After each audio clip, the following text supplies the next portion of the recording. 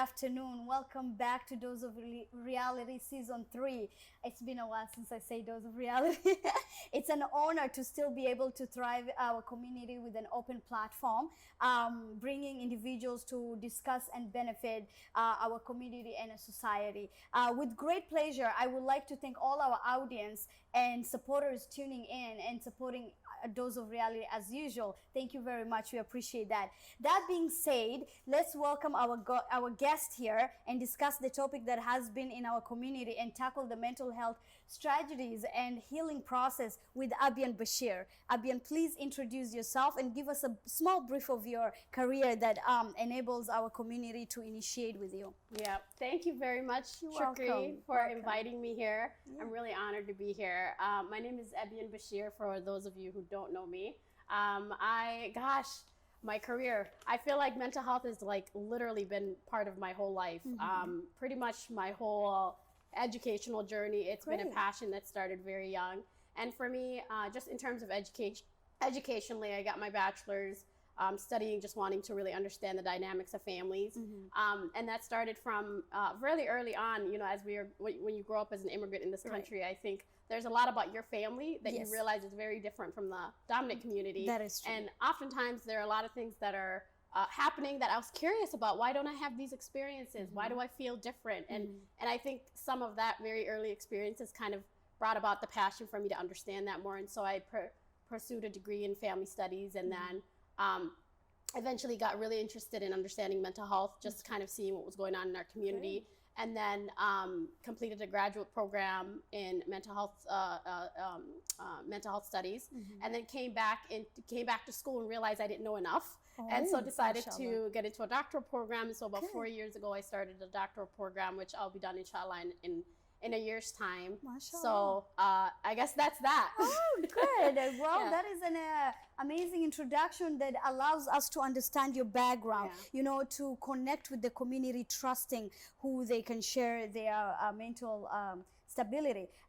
So the first question, we're going to get into the questions and that I would love you to answer, that will help the community and society to get into understanding what really mental health is and what are the process of healing, which you are initiating of helping that. So tell us, what made you go into your field? Yeah, for sure. So I come from a family of, I want to say, 8, a family of 8. And growing up in this country, there, again, like I said earlier, there were a lot of experiences that I couldn't quite understand, but I was inquisitive and I was curious. Yes. And there was also a lot of people around me and in community settings where certain things just didn't jive well with me. I mean, I saw people being kind of ignored because maybe they had some mental health issues, or there was specifically somebody in the community who used to hang out at a particular place, but the ways in which this individual was talked about as it surrounds their mental health wasn't something that was positive. It was more shunning and isolating. And so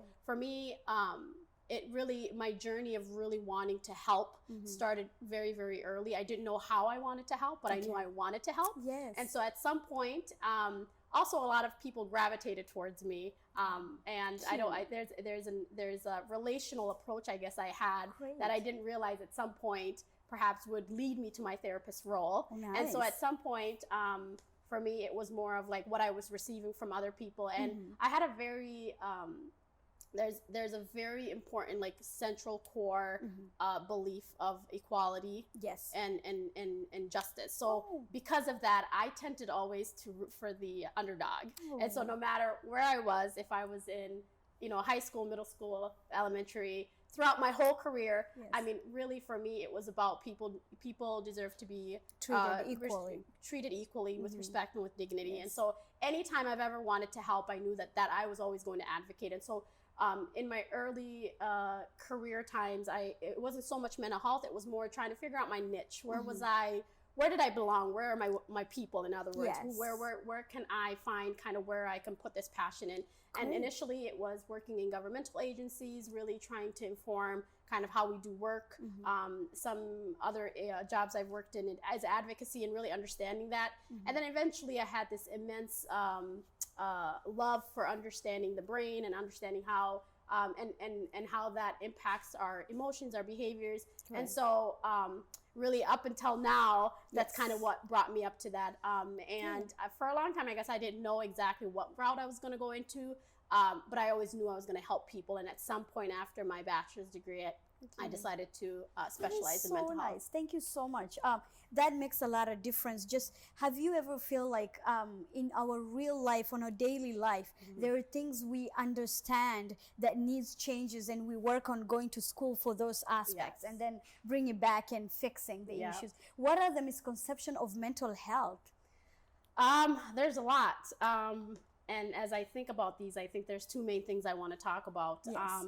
Oftentimes people say things like mental health is not important, or that it's not important to me. It doesn't apply to me. And usually how I can counteract that is letting people know that just with regards to our population here in America, at least 1 in 5 individuals are experiencing mental health issues. Okay. There's about 1 in 25 Americans who experience serious mental health issues, and these are issues that were more psychotic issues, schizophrenia, some of those bipolar issues. And so when you look at the numbers, a lot of people say this doesn't concern me or this is not important, but it can happen to any of us. It could happen to and to add to that, when you're coming from a community that has vulnerabilities such as past traumas and intergenerational trauma, the number then becomes even much smaller. I think even within the Somali community, my apologies, I don't have numbers for the other immigrant communities that we serve here in Minnesota. But specifically for the Somali community, 1 in 3 Somali Americans experience mental health issues. And so while I hear some of these ideas and thoughts about mental health and how people understand that construct, I find it very disturbing. Just considering that, you're not one specific person who's just prone to it. I think it's, as a community, we're very much vulnerable, given that we've gone through war, displacement, dislocation, and still people who have extended family members and friends who still probably are in some of these refugee camps, who are back home supporting them. And so while that might not be what we are experiencing right now, and even with other immigrant communities, we have to understand the ramifications of these big traumas that have been happening intergenerationally. And how does that show up in today's day? I mean, we're safe at least, right? Yes. Minus all of the stuff that's been going on here in Minnesota. But in the sense that even in safety here in America, in terms of like not having an imminent like war or anything like that happening, but I think it's understanding that there are triggers around us every day that you don't realize are coming up for you. And when people don't know how to kind of notice that or even understand that, how do you get help?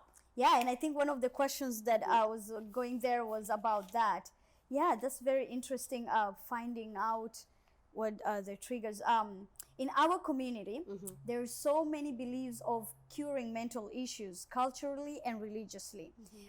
The field that you went into doesn't play a big role of traditional choices of profession in our community. How are you willing to work with individuals that does not have clear understanding of mental health healing process? Well, I'll definitely acknowledge that historically, Western medicine has not utilized alternative methods of healing that taps into different traditional and faith and cultural experiences. That's right. But I will say that there is much more now in the field where providers are expected to, as an industry, we're expected to know what is our client's culture and how do we, and not only what is our client's culture, but how do their beliefs, ideas and attitudes about what they think about mental health play into getting help at all. That's right. And so what I do is usually I go about it in ways where I take the time to understand the client I'm working with, the individual, whether they may be, African American clients, maybe, dominant community clients, immigrant community clients, or remote Hmong. What I do is I understand what are their cultural beliefs that surrounds well-being. That's right. Healthy well-being. And based off of some of these subjective experiences that they share with me, there is an expectation as a therapist where I need to be well-versed in understanding my client. It's not my client's job to tell me about their culture. culture. That's It's not right. my client's job to educate me. Their jobs is to come into therapy and for me to do what I can to help them. That's right. And I know that there's a kind of a hesitancy within BIPOC communities Yes. to going to get therapy because there isn't someone who's understanding their cultural experiences. Exactly. And there's a lot in the field right now where we are there. And it has been for years to understand culture and its implication on people's mental illness, to understand what are already existing traditional, cultural, religious, and spiritual healing that is happening within that community that you can tap into to gain more engagement, to use some of those things. And one example I like to use is, thankfully I have some great mentors throughout my program that has helped me. Mashallah. But one of the things that Muslim communities do is they pray, right? Yes. And prayer means, and it's connected to Connect a lot of healing, but also a lot of calming and soothing. Yes. And so kind of to give you an understanding of what it means to truly be culturally competent is to use some of these existing traditions if the person is obviously practicing, and figuring out ways to incorporate them with concepts that we know are Western concepts or Eastern concepts that eventually became Western modalities. Yes. For example, mindfulness is one of them. And mindfulness is the ability to kind of, be in the present today, because oftentimes what happens with psychological distress is it's either we're depressed and thinking about the future and the woulda, coulda, shouldas, or we're thinking about the future. That's right. We're thinking about the past or the future, and the future brings about a lot of anxiety. Yeah. And we know as Muslims, prayer kind of helps you, grounds you, right? Yes. But I wouldn't have known this if I hadn't understood what prayer does for the Muslim person who is practicing, and how mindful practices overlap. And so rather than coming up with a completely, I guess, different idea that they might not even take, using like prayer, saying, when you are praying, mindfulness is being completely present. And that's, I know that that's also promoted within Islam. That's right. To be present when you are praying, right? Some example in other traditions are some of the congregations that they do with communities. Some of them chant. Some of them get together and they they sing songs or they dance. And so the idea here is to use whatever it is that community has, and for the therapist to do their due diligence and their work to be able to understand them. So I often remind people that I know that therapy might be a construct that you may not have a familiarity with because of your cultural background, but not to negate it, not to let it go, because there are therapists who are able to still help you, given that they have enough information about your culture and they do their homework. Right? So that part, this is out of the questions, but Islamically, religiously, where a mental issue for me is more like, this is like your profession where you can diagnostic figure out the person has that issue and then know the process of how to help. In Islamically way, they think they can fix that, but for me it's like something like gene. What would you consider gene as part of mental health? So I'm not in a position to religiously talk about this because I don't want to conflate the two things, especially if I don't have the knowledge to talk about it. But what I do know is that every culture, cultural background has a phenomenon to explain for behaviors. And so while in America, right, in Western ideologies, we understand psychosis as having kind of an extreme, acute distress that happened, or something that has brought about such overwhelming experience, even physiological experience that you're not able to handle. And of course, there's a lot of brain chemistries that are in it. But who's to say that these are the same explanations that other cultures have for these same phenomenons? And so, as I think about what you just said about jinn, I believe that it's true for people who believe that that's there. I believe that I don't think that I could necessarily negate it, because as a Muslim myself, I believe these experiences they have happened. Could it be an overlap between the two? Yes, maybe.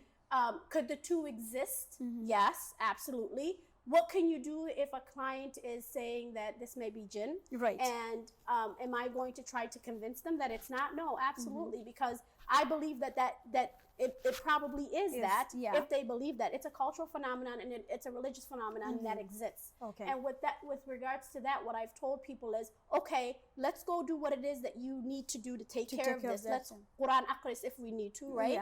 Yeah, I think they, where they read the Quran on somebody. After you do that, how about we also get an evaluation? Yes. Right? Yes. And so sometimes the evaluation would work and they'll say, okay, maybe it wasn't jinn. Right. And sometimes the evaluation will happen and this phenomenon is still going on. Right. I'm not in a position to say that doesn't but exist. That's exactly. So the question that I asked, this is just to clear that there's a different way of procedures that you guys follow and all that. But I love how you put it. Like, okay, let's go with what you think it's right, but then I still have to do the initiative of checking up on. You mentioned, I couldn't remember the exact word, but an assessment. Yes, the assessment. Yeah, and that's exactly how other providers, and even as an industry, we're trained. Because who's to say that experience isn't yours? That's right. Because there is like an inherent difference in beliefs and value system. The best thing that you can do is respect that is going on. I mean, for example, I'm Somali and I'm Muslim and I understand these phenomena. That is right. But this can come about in the Oroma community. It can come about in the Hmong community. And there's a lot of healing practices that shamans do within the Hmong community that I may not have an understanding for, but I understand that these things exist. Yes. And when I have clients who want to perform some of those spiritual experiences, I let them go do it, but we also move on what we need to do in terms of mental health. I love that. And that kind of clarifies the part of the Quran Sar and the jinns, and which we have to differentiate that with mental health. How do mental health providers determine if someone has a mental health issue? I think at first it begins with understanding if there's some impairments in different domains of the person's life. So what the first thing that you would do is a person would come in and see me, and I would assess different things. I would assess their family history of psychiatric issues. Okay. Sometimes they have that information, sometimes they don't. I would assess environmental factors that have happened. Okay. So this means, things that they're dealing with here, wherever they're living. Okay. And this means what has their family overcome. So what are some previous traumas? How old were they when they've experienced some of these experiences? Any history of abuse or neglect. Yes. I also go over how they're doing in terms of work. How are they functioning at work, at school, at home? And with the constellation of all these information, eventually what I come to is an understanding of what's going on with an issue, with the person. Obviously, for me to see somebody, there's something in their life that they've been going through. And so there's a presenting concern. And so it's not just the face value of that presenting concern. Right. They might just say, hey, I don't know what's going on. I've been feeling really anxious lately, or, every time I study, I can't seem to remember anything. That's right. And so while that problem is that, it's much more deeper. And so what I do is obviously I'm digging to figure out what's going on. And that is a process that takes at least 2 hours. Yeah. Wow. Yeah. I like that. I love that. Thank you. That's a great clarification. Another question, what are healing techniques you use for clients as you are serving them? Yeah, I adhere to a theoretical framework that is multicultural. And from that perspective, I use different practices to bring about healing for that person. There's other modalities that we use that are that go very well with some of the multicultural theories that I use to work with clients. Some of them is called cognitive behavioral therapy. Specifically, ones that are culturally sensitive are the culturally responsive CBT. These are techniques in which when issues are also going on in the society, we have to be careful not to dismiss clients' issues like microaggressions and some of the issues that we're dealing with in terms of, as a society, disparities that are created. And so oftentimes people may feel like they're being told it's your issue, or that maybe they're thinking about an issue in a different way. Right. Well, if you're not a multicultural therapist, you're not thinking about how the environment may be impacting this individual's mental health, right? How the environment may be impacting how and what they're responding to and how they're taking it. Other types of modalities are relational therapy. So there's a plethora of different things. I personally come from a place that respects culture and that understands kind of what's going on in our really complex world right now, right? What's going on in our very complex here in in America in society, and so being able to know when to validate and the true concerns of people when it comes to environmental issues, I think is also important to consider. Thank you. Thank you. I love how you're answering these questions. They're very open questions that needed just a bit of clarification to our community. Lastly, what advice would you give out to our community around the globe that are watching us on how to tackle and manage their mental health safely? Yeah. Can I actually go back to one thing that you asked earlier? Yeah. You had said, what are some misconceptions? And I think I might have only mentioned one and then kind of went on tangent. Yes, no problem. Tangent. Definitely. But I think it's important to mention. Yes. And the other misconception is that if somebody seeks therapy or goes and gets help or just anything that has to do with mental illness, is because that person may be weak or have characteristics or personality characteristics that are lazy or whatever the case may be. That's right. And I want to debunk that because that's not true. That's not true. And a lot of people do think and say these things, right? It's, in fact, you're right. Thank you, Shukri. They're very, very strong because it takes a whole lot of courage to go and ask for help, right? But also to provide the information with people to say mental illness is not something that nobody chooses, number one. That's right. There's a lot of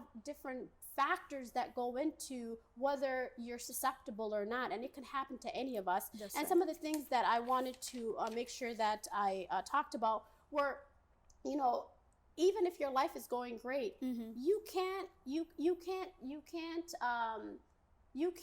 change when things not even change. You can't really control how things happen to you. That's right. You can be somebody who's a victim of trauma. Yes. You could have witnessed a trauma, and so some of these things, like biologically, like what are you prone to in terms of biological history that you have?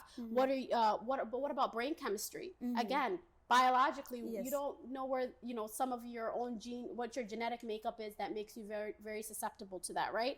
And one last thing I wanted to talk about is family history and family experience. Yes. All of us. It's not to say that everybody who has gone through a traumatic event is going to have traumatic like PTSD or have complications. Yeah. But it's to say that even if it doesn't happen to you, it could happen to you 20, 30 years from now because something else happened. So I want to be able for people to know that it's not that you get to choose these things. There's a lot of things that are outside of your control that can happen. I don't think anyone chooses to be ill in any part. Yeah. Yep. And I'm sorry. Now you can. Your last question. I wanted to make sure I mentioned that before I even go, I forgot one question. What are the root cause of an individual to understand their mental health triggers? Yeah. That's a very important one. Yeah. And you're saying like just every day somebody just gets triggered. Yeah. And so do you have an example? So let's say, for example, July 4th. Okay.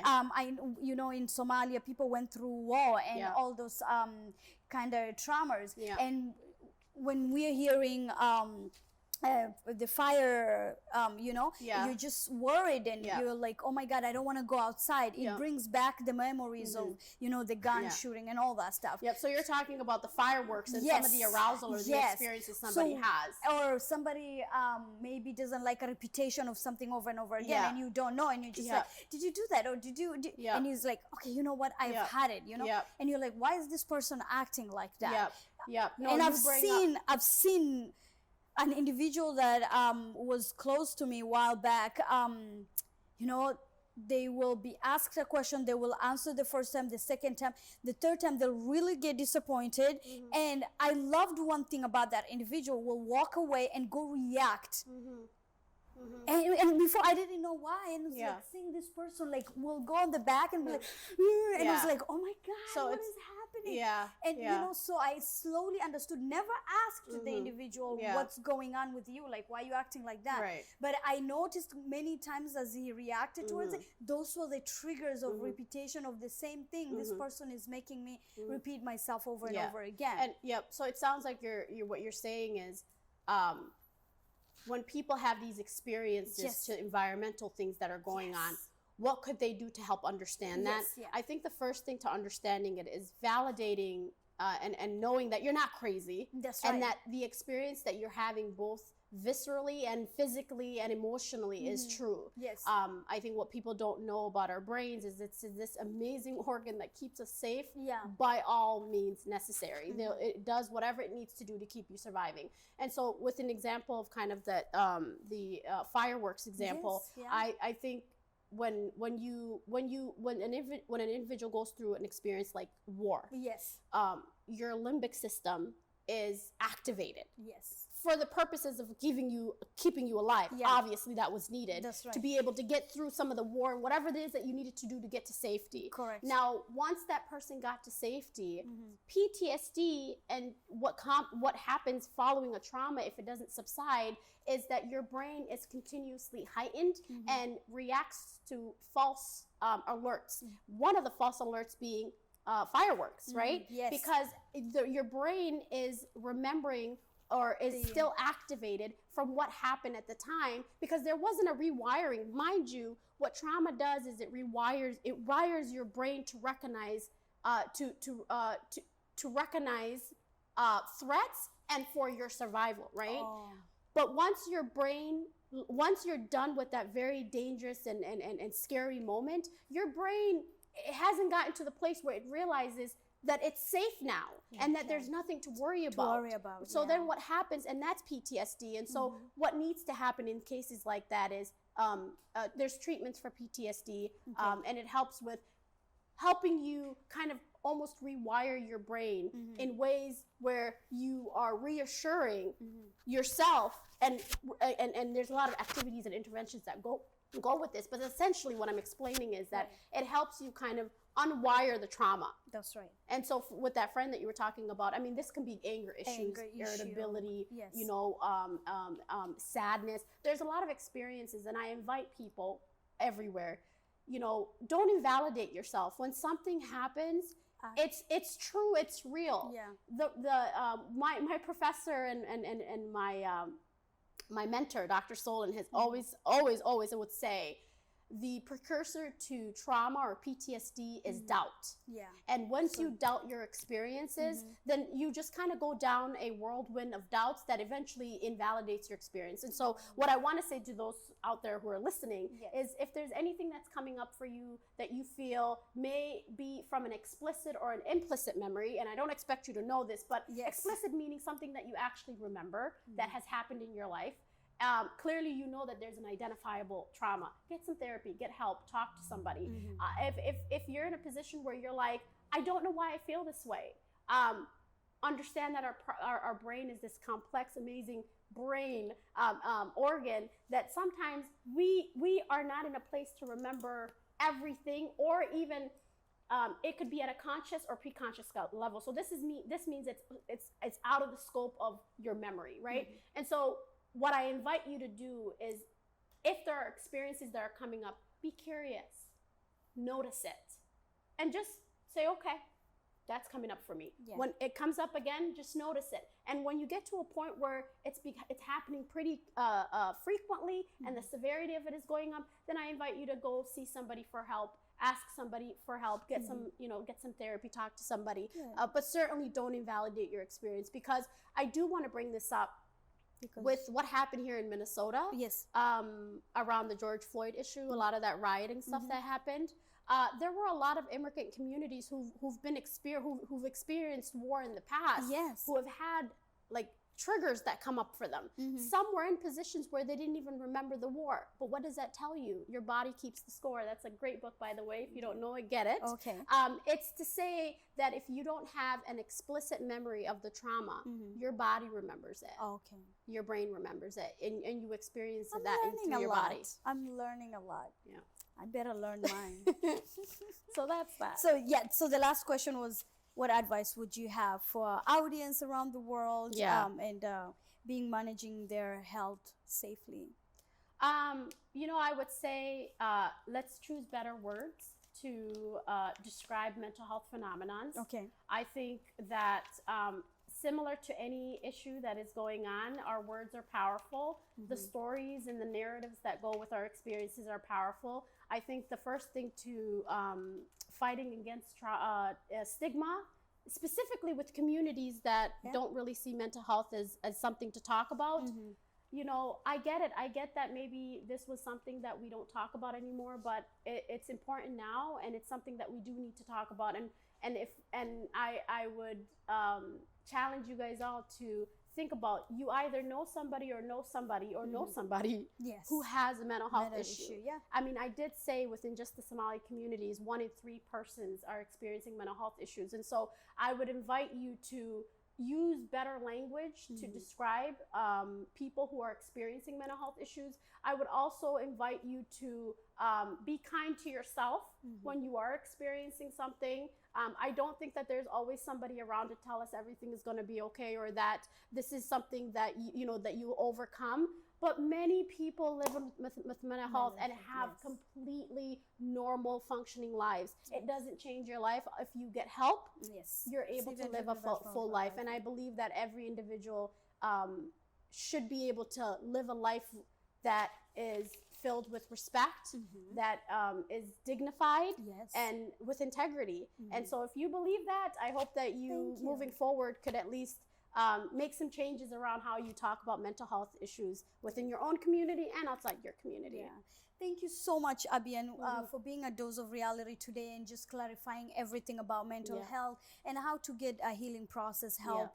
And, you know, I love the fact that you went back to school and to get all this to just support your community. Thank you. This is one of the things that I love about Dose of Reality, where we have a platform. We invite individuals that share their experience and their careers that supports our community. So thank you so much. I do want to share though, I forgot to tell you about Clubhouse. Yeah. So we do a mental health series on Clubhouse with some amazing women, Nim'o and Anissa, who are just absolutely amazing. Great. But we talk for 2 hours, we talk about mental health topics as it pertains to everybody. And there's an opportunity for you to come in and ask questions. There's a lot of people who support one another about their own experiences. I also want to invite you guys to like our page on Let's Talk Healing. Yes. We do provide services such as adult mental health services for clients in home, as well as ABA services for kiddos with developmental disabilities such as autism and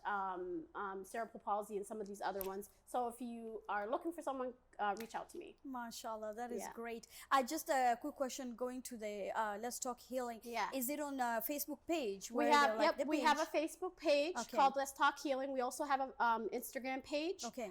Also visit our website www.letstalkhealing.org. Okay. Yeah. For your sessions, are they live podcast or which one's the Clubhouse? Yes. Nope, those are I'm actually it's the room's called Reading by Myself. Okay. It's actually ran by Anissa and this and Nim'o. Okay. And I 2 hours every Thursday they give me that 2 hour block to do that. Okay.